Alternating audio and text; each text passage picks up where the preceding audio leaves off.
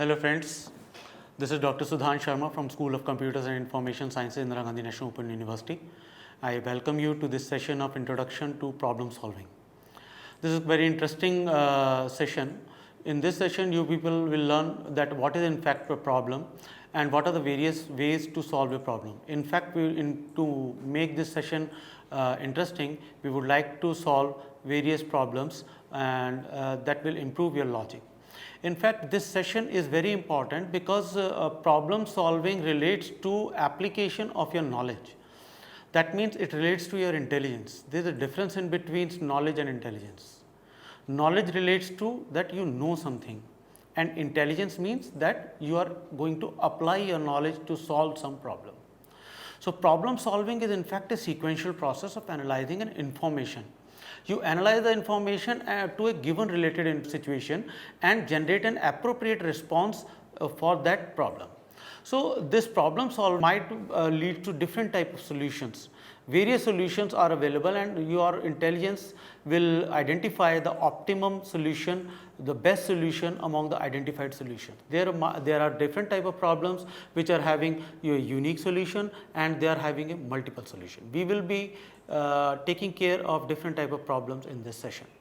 So, there are in fact different steps. There are in fact in general 6 steps which are related to solve a problem in general. First and the foremost is your understanding the problem, because once the problem is understood, you people are able to solve the problem in a better manner. Subsequently, you are supposed to formulate a model and develop an algorithm. Based on the algorithm, you people are supposed to write a program and the testing and evaluation of the program is done subsequently. So, 6 steps of solving a problem are including understanding a problem, formulation of a problem, development of an algorithm, writing a program, testing the program and finally, the evaluation of the solution. So, in fact, what is the problem? In problem is nothing but it is an absence of an idea.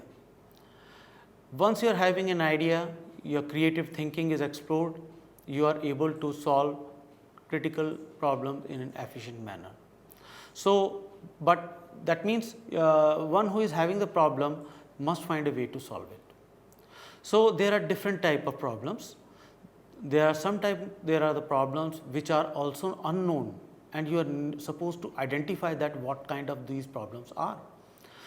These problems are in fact categorized as research problems, where the problem itself is unknown and you need to identify what is the problem, and after identification of the problem you need to propose a possible solution. But the problems are many a times are very well known and you are supposed to just act. So, they are relating to a separate category of problem. Subsequently, you know the problems and the solution requires only your additional expertise, and there is a class of problem where the problem is known and you require creative approaches. So, that means a problem category where your just action is required, everything is done, you know that this is required, you just require to place the things in in an appropriate manner. But many a times when technology is dynamically changing, then you need to understand that you require additional expertise. Likewise, in earlier days we are having a different type of programming techniques. Nowadays the programming techniques are very different, which are quite fast. So, you need to have additional expertise. Apart from this, to introduce the solutions derived from the additional expertise which you gathered while learning the subject, you are supposed to incorporate some creative approaches. Likewise, you might be developing apps, you might be developing websites, you might be developing creative solutions to the existing problems. So, problems are categorized into 4 categories, where the problem itself is unknown and they are to be identified, and you need to, on the basis of the gap analysis, you need to propose a solution. They are a research problem, and there are problems where just action is required, the problem is well known. Subsequently, a problem is well known where and you need just additional expertise, and finally, the problem is well known and you need creative approaches to solve the problem. Now, the first and foremost important first step is your identification of the problem, because it is identification of problem which relates to the understanding of problem. So that means you need to identify what is the observed need, where is the gap, and to fulfill that gap, to fill that gap, what is the requirement, whether you need some product, you need some system, you need some approach, what is the idea which can fill that gap, which can solve that problem. So problem identification, in understanding the problem, the very first step is your problem identification. Now problem identification relates to several type of questions. Likewise, what is the problem, where is the problem, when does the problem occur, who does the problem involve, why does the problem occur, how, that means what, when, where, how, why. You need to be very inquisitive and you need to explore each and every question to identify the problem properly in order to pinpoint an accurate solution. So that means there is a problem solving cycle which is having different type of phases. The first phase of the problem solving cycle relates to the identification. That means you firstly identify the problem. To identify the problem, you are supposed to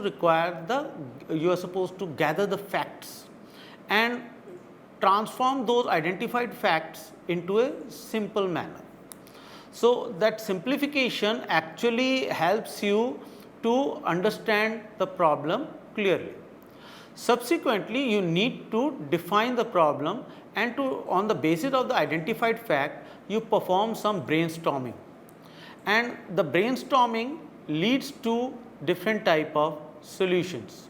So you need to develop a strategy that which option is quite better. Then you are supposed to evaluate the promising solution, and to evaluate that you need to perform the cost and benefit analysis. On the basis of the cost benefit analysis of the different solutions you identified, that means on the basis of the outcomes of the cost benefit analysis of the different solutions, you pick the best solution and implement that. That means the next phase is your action. You bring the identified solution which is being evaluated into action, and you evaluate that your performed study, your evaluation is doing well or not. If there are some lacunas, you need to identify the gap, and on the basis of the gap, you are supposed to identify the facts and re-perform the process again. So the problem solving cycle relates to different phases. We discussed that it is identification, definition, evaluation, action, and you see that whether the problem solution is working or not, and repeat the steps in a similar manner if some rectification is required. Now, why this problem solving cycle is important?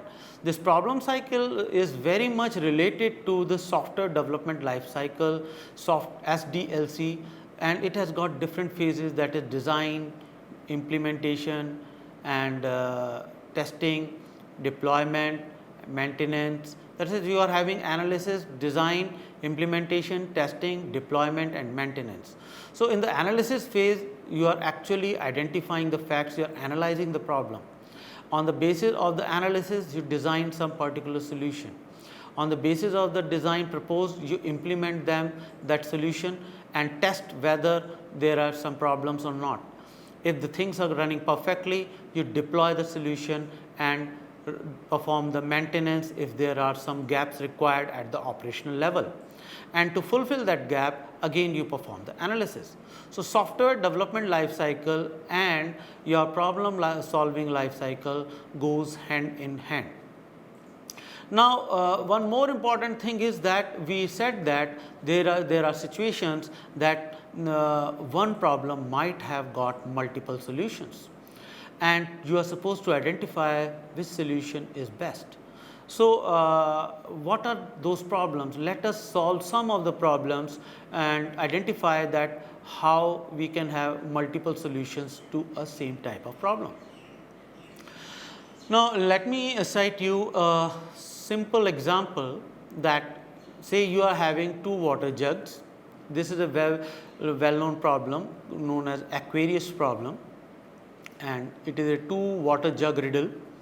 where a person is having an unlimited supply of water, maybe a fountain or river or whatever, and he is required, or he or she is required to have exactly 4 liters of water, but he has not, the person has not got any measurement instrument, and there are only 2 jugs. One is of the capacity 3 liters and other is of capacity 5 liters.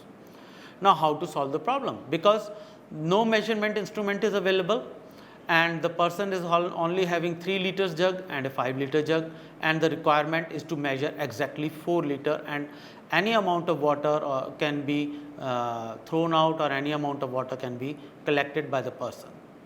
So, one of the possible solution is that firstly the person fills a 3 liter jug and transfers all water filled in the 3 liter jug into a 5 liter jug.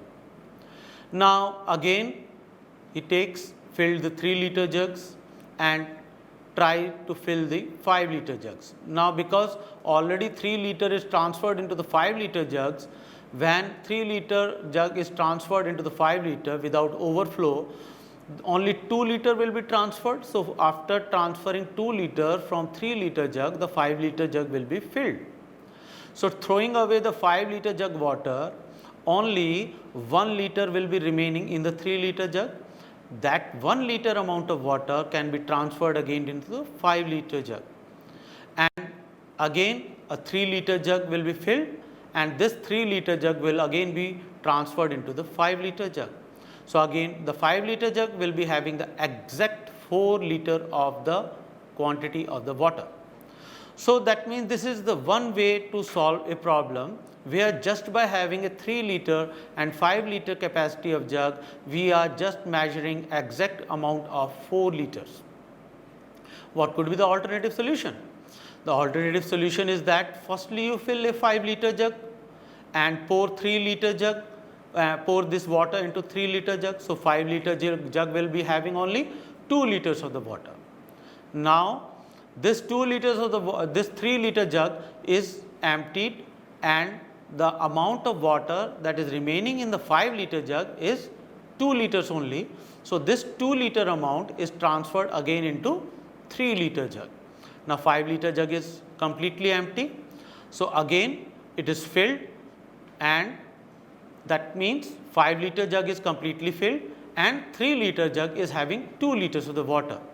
So, if we fill the 3 liters of jug from the water present in the 5 liter capacity vessel, only 1 liter will be passed on. So, 5 liter vessel will be having 4 liters of the water in exact quantity.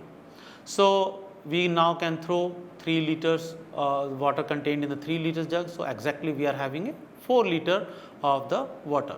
So, these two mechanisms can be used to exactly have 4 liters of the water. That means the problem of having 4 liter of jug by using 3 liters and 5 liters of the capacity of vessels can be solved in 2 ways. Now, we can apply the understanding of this problem to solve another problem, where we are supposed to find a biased coin. Say you are having 27 coins and each of them is 10 grams except for one coin, and that one coin is of 9 grams or say 11 grams, and you are having a 2-pen weighing balance, and using that 2-pen weighing balance you are supposed to identify that which coin is not of 10 grams. So, how you will solve the problem? The solution is that you divide the coins into 2 slots. Say 27 coins are there, you keep aside one coin and make 2 bunches of 13 coins. So, 26 coins are there. So, 13 coins are kept in one pen of the balance and 13 coins are kept in other pen, and if the balance is perfectly okay, that means it is totally balanced, that means then that separate coin is the biased coin. Now, if there is a difference, say the balance is disbalanced, say it bends to the right side, then the pan containing the coins, 13 coins, is having the biased coin. So you divide again those 13 coins into 2 slots of 6 coins each and separate 1 coin, and again keep 6 coins in the 2 pans, and if the balance is perfectly balanced, then that separate coin is the biased coin. Again, if the balance shifts either to the left or to the right, then the pan which is shifting either to the left or to the right, if you are identifying the heavy coin, then go for the pan which is bending down. So you again collect those 6 coins and divide them into 2 slots of 3 coins each. Put them into the pans, and if the pans are balanced, then the identified coin is the culprit coin, is the biased coin. So this is how you subsequently divide, and you will find that at the end you will find that the coin will be identified. So by using just 2 pans and weighing them one by one, you can identify that which one is the biased coin. So this problem is again having a standard solution. If you are thinking about the identification that which coin is heavier, then focus on the pan which is bending down. If you are focusing on to identify that which coin is the biased coin is lighter, then you focus on the pan which is going up. Now there is a standard problem, there is a very famous problem, that is a 17 camel and 3 sons problem. It is a very interesting problem where the problem is like that: if father left 17 camels as an asset for his 3 sons. When the father passed away, the will of the father stated that the eldest son should get half of 17 camels.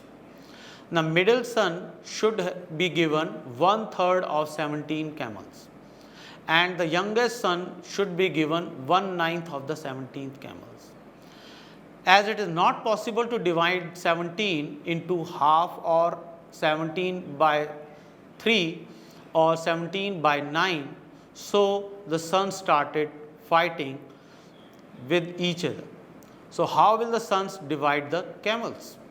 So this is an interesting problem, because as per the will, the person is having 17 camels, and those 17 camels are to be divided into 1/3, 1/9, and 1/2 among the eldest, middle, and the youngest son of that person. So what could be the possible solution? That means in this type of situation, you know something, you know division, but how you will apply the intelligence? So these 3 sons plan to go to a wise man of their village, and this wise person actually thinks about the problem and solve the problem. You might be interested in knowing that how he solved the problem. Actually, that wise man was also having a camel, and he included his camel among those 17 camels. So now 18 camels are there and now he read the will. As per the will, the eldest son should be given half of the camels. So 18, half of 18 is 9 camels. So he gave 9 camels to the eldest son. And as per the will, the middle son should be given 1/3 of the camels. So 1/3 of 18 is 6. So he gave 6 camels to the middle son. And as per the will, 1/9 of the 18 camel turns out to be 2 only. So he gave 2 camels to the youngest son. Now 9 plus 6 plus 2, it is again 17. So 17 camels are distributed, and he took back his 1 camel which he included in those 17 camels. So this is amazing, this is surprising, this is really a wise decision given by that person. So again, there are several problems you are thinking, you are listening right from your childhood, and there is a famous problem which is your cannibal and missionaries problem. This problem actually relates to that there are 3 cannibals and there are 3 missionaries, and these 6 guys are supposed to cross the river, and there is only a single boat. And if the number of missionaries becomes less than the number of cannibals, then the cannibals will eat that missionary. So this is a very typical problem, and let me show you how to solve this problem. Firstly, to get you a clear insight into the problem, let me first solve this problem in a different manner, so that you understand that what will happen if the missionaries are getting less in comparison to the cannibals, and then we will solve the problem finally. So let's solve this problem. So this is the situation that 3 missionaries are there, and these 3 are the cannibals. So they are supposed to use this boat and to go to this end of the river. So firstly, say this missionary got into the boat, and then this cannibal also went into the boat, and they moved along. Now say if this person moved out and cannibal goes back, then what will happen? That because cannibals become more than missionaries, so they will they will eat all them. So now you are supposed to solve this problem. Okay, so there could be multiple solutions to this problem. I am trying one solution. So let's say this person goes, missionary goes, and this cannibal also goes into in, and this happened, and now this cannibal is dropped out. The missionary goes back, himself dropped down. Now both cannibals are moved out. They are moving back. Now they are moved again out. Now both cannot go back, so one cannibal has to move out. So they will go back again. Now what will happen? So this is moved out, this is again moved out. Now both missionaries are there. So this will, now they are moving out, and number of cannibals should not be outnumbered. Now this cannibal will bring his friends all together, no problem. All missionaries had already moved out, and the problem is solved. So this is one of the solutions. You can solve this problem. And again, there might be a situation that there is standard problem that there is a farmer, there is a lion, there is a bundle of grass, and there is a goat, and they are having a boat. This is a simple problem. You are supposed to solve this problem and just apply your mind to get the problem solved. So this is one of the problem, and if you exercise your mind, you explore your intelligence, then you will be able to solve this puzzle, that how the farmer will take, because if he take the bundle of grass, then wolf or lion will eat the goat. So that means there should be some combination such that all 3 moves to the different end of the river and in a safe manner. So this is again a problem which you try to solve. So these are just the problem solving techniques that you apply different techniques to solve a simple problem, and there might be multiple solutions, and among the solutions you go for the optimum solutions. So generally, as I said, that there are 6 steps to solve a problem. The basic fundamental tools to solve a problem involves 2 things, that are the algorithms and the flow charts. How to transform a given problem into an algorithm, into a flow chart, we will see in our subsequent session. Thank you.